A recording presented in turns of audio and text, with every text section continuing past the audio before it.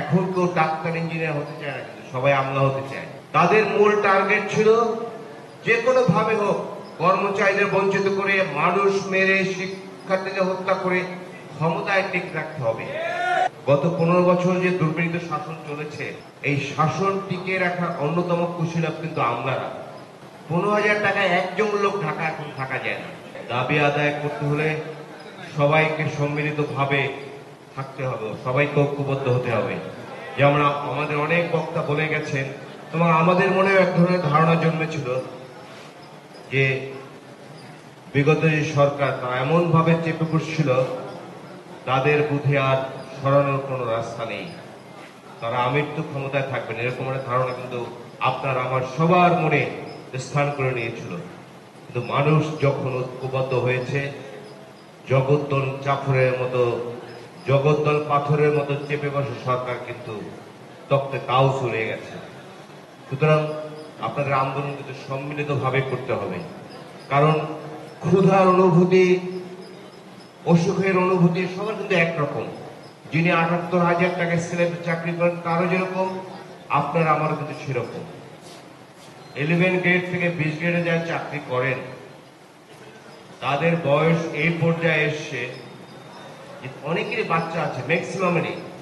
এবং সঙ্গে কিন্তু আমি একটা জিনিস যোগ করায় খুব ভালো লেগেছে, বাবা মাকেও তাদেরকে দেখতে হয়।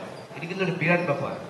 আমি এটি ফিল করেছি, আমি যখন চাকরি করতাম কম বেতনে, আমার মা অসুস্থ ছিলেন, বাবা অসুস্থ ছিলেন, আমি প্রয়োজনে আমার বাজেট কার্টেল করে বাবা মার জন্য টাকা পাঠাতাম, বা আমার কাছে যখন থাকতেন আমি চিকিৎসা করতাম। কারণ আমাদের ওরিয়েন্টাল কালচারে এটি হচ্ছে একটি বড় দিক যে আমরা বাবা মাকে সেবা শুশ্রূষা নিজের জীবনের বিনিয়োগ হলেও কিন্তু করতে চাই, আমাদের মানুষের কিন্তু সেরকম। কিন্তু ওয়েস্টার্ন ওয়ার্ল্ডে কিন্তু এই কালচার নাই। আপনাদের সঙ্গে যে বৈষম্য হচ্ছে, এরকম আসলে আগে কোনোদিন চিন্তা করিনি। 15,000 টাকায় একজন লোক ঢাকা এখন থাকা যায় না, বা কোনো শহরে ভালোভাবে থাকা যায় না। সেখানে আপনাদের স্ত্রী আছে, পরিবার পরিজন আছে, বাচ্চা আছে। আর আমরা কিন্তু পরিবার বলতে শুধু নিজের সন্তান, যে কথাটা আগেও বলেছি, স্ত্রীর স্বামী না, এর সঙ্গে কিন্তু বাবা মা আছেন, এবং মাঝে মাঝে কিছু সামাজিক দায়িত্ব পালন করতে হয়। ধরুন ঈদ আসলো, বোনের ছেলে আছে, মেয়ে আছে, তাদেরকে গিফট দিতে হয়, বা ভাইয়ের ছেলে মেয়ে আছে, তাদেরকে গিফট দিতে হয়। একজন পড়শি আছেন, তিনি তো মনে করেন যে আমার আত্মীয় ঢাকায় চাকরি করে বা সরকারি চাকরি করেন, তার কাছ থেকে আমি কোনো গিফট পাবো। সুতরাং বহু সমস্যা, এটি সমস্যার উদ্রেক হয়েছে কেন, বিশেষ করে আপনারা আরো ভালো করতে পারবেন। গত 15 বছর যে দুর্বিনীত শাসন চলেছে, এই শাসন টিকিয়ে রাখার অন্যতম কুশীলব কিন্তু আমলারা, বড় বেতনের আমলারা। তারা, আপনারা জানেন 14 সালে বাংলাদেশে অর্ধেক মানুষ ভোট দিতে পারেনি, বাকি যেগুলো হয়েছে আপনারা জানেন তো 154 সিটে নির্বাচন হয়নি, কোনো আমলারা করেছে। 18 সালে দিনের ভোট রাখতে হয়েছে, আপনারা জানেন, এটাই কিন্তু উচ্চ বেতন আমলারা করেছে। তারপরে 24 সালে যে গ্রামে নির্বাচন হয়েছে, সেটা কিন্তু আমরা কন্ট্যাক্ট করেছি।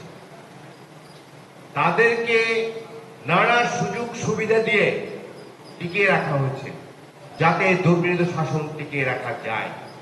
এবং বাংলাদেশের বাস্তবতা হচ্ছে, আপনারা অনেকেই বুঝবেন, এখন কেউ ডাক্তার ইঞ্জিনিয়ার হতে চায় না, কিন্তু সবাই আমলা হতে চায়। প্রত্যেকটা ঢাকা বিশ্ববিদ্যালয়ে চাকরি করে, ঢাকা বিশ্ববিদ্যালয়ের শিক্ষক, সেই শিক্ষকতা ছেড়ে দিয়ে তিনি আমলা হতে চান। দেশ জগদ্দল পাথর থেকে মুক্ত হয়েছে, দেশের মানুষ নিঃশ্বাস নেওয়ার সুযোগ পাচ্ছে, সুতরাং দাবি দাওয়া বেশি হচ্ছে। আগের যে সরকারটি ছিল, তাদের মূল টার্গেট ছিল যে কোনো ভাবে হোক কর্মচারীদের বঞ্চিত করে, মানুষ মেরে, শিক্ষার্থীদের হত্যা করে ক্ষমতায় টিকে রাখতে হবে। এখন যে সরকারটি এসছে, তারা কিন্তু ব্যাপক জনসমর্থন নিয়ে এসছে। সুতরাং তারা, আমি বলতে চাই, আমি বুঝতে চাই, আমি বিশ্বাস করতে চাই তাদের বোধোদয় হবে। কারণ এখানে অনেক যারা এই উপদেষ্টা পরিষদে আছে, আমার ব্যক্তিগতভাবে অনেকে পরিচিত, তারা কিন্তু মানুষের প্রতি ভালোবাসা অনুভূতি সম্পন্ন। আমাদের লড়াইটা করছি মানবিক বাংলাদেশ প্রতিষ্ঠার জন্য। আমরা চাই এই যে নানা ধরনের মানুষকে অত্যাচার নির্যাতন করা হয়েছে। সরাসরি যে নির্যাতন করা হয়েছে সেটা বাদ দিলাম, আপনাদের প্রত্যেককে নির্যাতন করা হচ্ছে। এই 15,000 টাকা যে মাসে যদি চলতে হয়, এর চেয়ে বড় নির্যাতন আর কিছু নেই। হাজারে লক্ষ লক্ষ মানুষ মরলেও আমি ক্ষমতায় থাকবো, কিন্তু পারিনি। কিন্তু এটাই হচ্ছে ইতিহাসের শিক্ষা। আপনাদের সকল আন্দোলনে, সকল প্রয়োজনে আমি আপনাদের সঙ্গে আছি। আমি দৃঢ়ভাবে বিশ্বাস করি আপনাদের দাবি পূরণ হবে, আজকে আমি বলে গেলাম।